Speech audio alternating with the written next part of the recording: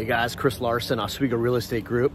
Hope everybody's having a great day. Hey, what is the number one thing you as a seller can do in 2024 to ensure success? What is it? Think. I'll tell you what it is. The number one thing you can do. It's not staging. It's not painting. It's not organizing. It's not marketing. It is, however, very simple. It's pricing your property right. Pricing it correctly. And this is the number one spot. In being a real estate broker for almost 19 years, I see sellers go wrong. And this is the biggest single thing they can do right to ensure they sell their home in 2021. And how would we get to the position where we're overpriced? It's very simple. For example, if you have a home and you're trying to sell that home and it's worth, let's just say for argument's sake, it's $1 million. That is the fair market price of that property. And you say, well, I'm gonna do what the classic seller mistake says I should do, and I'm gonna overprice it, 1.1, 1.2, so that I can end up at my $1 million sales price, because that's what I want. So what happens usually is sellers will go ahead and, if they're smart, they'll engage a couple of different real estate brokers, 2, 3, 4, and they'll solicit a competitive market analysis, or a CMA.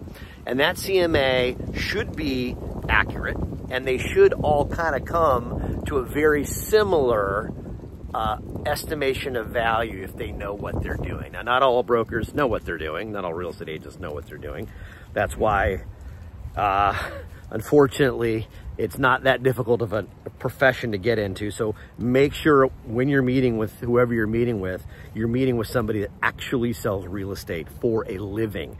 Literally, that is what they do to put food on their plate, food on the plate for their family, not somebody that's dabbling in it, that works part-time at Nordstrom's or at Walmart or wherever, and they just thought it'd be a fun, cool idea to go get their real estate license. Find a real professional, find several of them, 2 or 3, sit down with them, meet them, obviously have them do that competitive market analysis, and those numbers should be pretty spot on.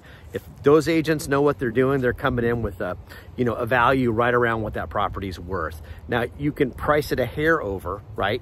$1,020,000, $1,025,000 if you want to leave a little bit of room, but price it for what it's worth. What inevitably happens is we'll go in a competitive situation.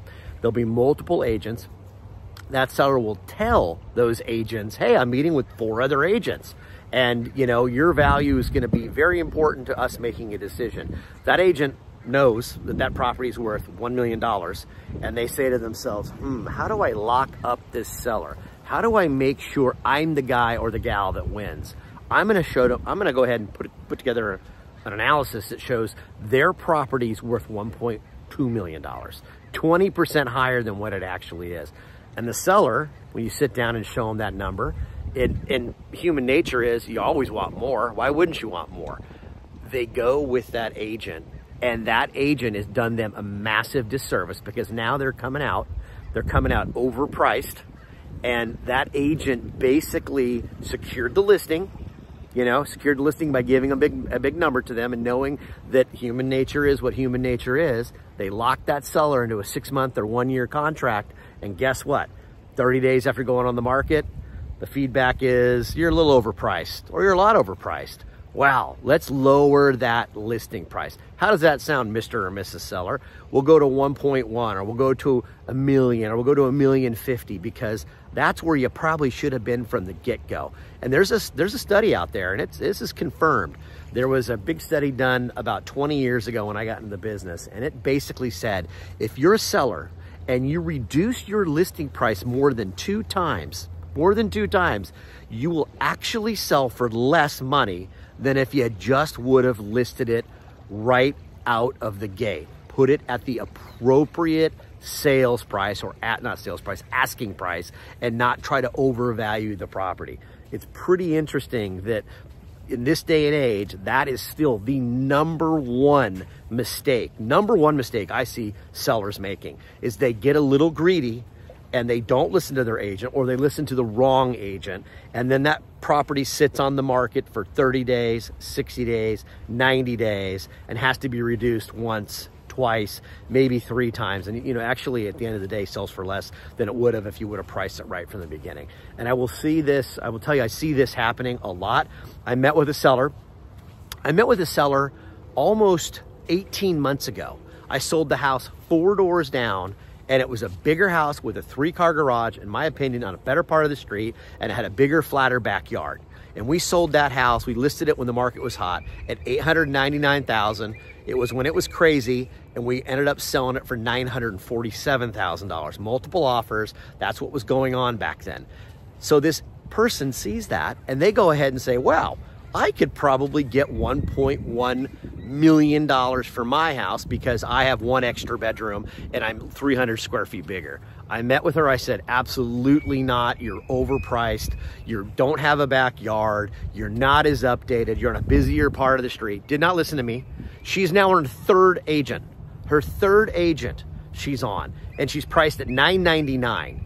She should have been priced at like $929 almost 2 years ago. So she's wasted 3 agents' time. She's wasted her own time. She's probably frustrated. She's already moved. The house is vacant. She's been making payments on it, paying the property taxes on it because she didn't listen. She thought she knew what she was doing and didn't listen. She didn't listen to me. She didn't listen to the other agent who told her basically the same thing, and went with the agent that knew they were in competition and gave her an inflated price and basically sat on the listing for 6 months, then lost it, then hired another agent. She sat on it for another 6 months. She lost it, and congratulations, you're on your 3rd agent. So you've wasted everybody's time, you've wasted market time, and if you would have just priced it correctly out of the gate, it would have already been sold. So that is my big takeaway. Price your properties correctly. You know, and obviously staging, getting the house decluttered and in good working order, addressing anything that needs to be maintained, you know, organizing the spaces that need to be organizing, you know, pressure washing, cleaning up the exterior, cleaning up the yard. Yes, at the end of the day, you're selling used product and you want to put that product in the best possible light. But my goodness, the pricing is literally the linchpin to getting the house sold. That is it. And if you want to sell it quickly, then listen to me and listen to all the other agents out there that are fair market agents that say this is what it's worth. Price it at what it's worth, not what you think it's worth, not what you hope it's worth, what it's actually going to sell for. So I think that's the takeaway. Best takeaway in any market, but it's definitely the takeaway in this market. Now, if things get nutty again and rates do drop like they're projected to drop in the next couple of years, and we see, you know, 6+ million houses not being available in the market, like we're short 6+ million houses for buyers, then you may very well get back to a situation where, you know, you're getting multiple offers and then that house is getting bid up. But right now, in most marketplaces, with the exception of a few key pieces of property, things are not getting bid up. Things are selling within 30 days, within 60 days, but it's not the craziness that we once saw. And I did a video about why it's such a good time if you're a buyer to potentially get in now before rates do drop, and because there is going to be more competition and you will be fighting for listings. You can view that video here, but also you can look at the bio down below, and I've got great resources on some articles about why it's so important to price correctly out of the gate. I'm not just saying this.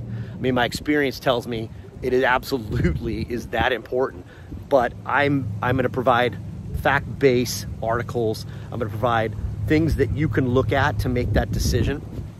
Anyways, it's just, obviously this is all my opinion, but I've been doing this long enough. I know, you know, what I'm doing. I've sold over 500+ homes, and I really have a lot of knowledge and can bring a lot of knowledge to the marketplace and a lot of knowledge to my sellers. So guys, if you like what you're seeing, if you think what you're getting from this is, you know, some nuggets of information, and you think I'm relevant and my expertise is where it needs to be, please feel free to subscribe to the channel. Click that little bell icon down there at the bottom. That'll update you anytime I put a new video up. And you know, I'm down here in Lake Oswego today at George Rogers Park. This is the Willamette River. It's a beautiful spot to be. Obviously in the summer, it's a lot more happening with this little beach, and and a great spot to be. But again, it's Lake Oswego Parks, just do it right. And this is one of our crown jewels, if you will. And it's just a fun place to come. If you haven't been here, or if you're thinking about moving to Lake Oswego, definitely text me, call me. I'm always willing to help. I'm always willing to give you my time, energy, and expertise. It's just me. I don't have a big team. It's myself and a transaction coordinator, so you get my undivided attention. I don't carry a lot of listings at any given time. I don't carry a lot of buyers at any given time. So I try to make myself available and as, you know, as open and honest and, you know, accessible as I possibly can. So everybody have a great day. Stay safe. Thanks for tuning in.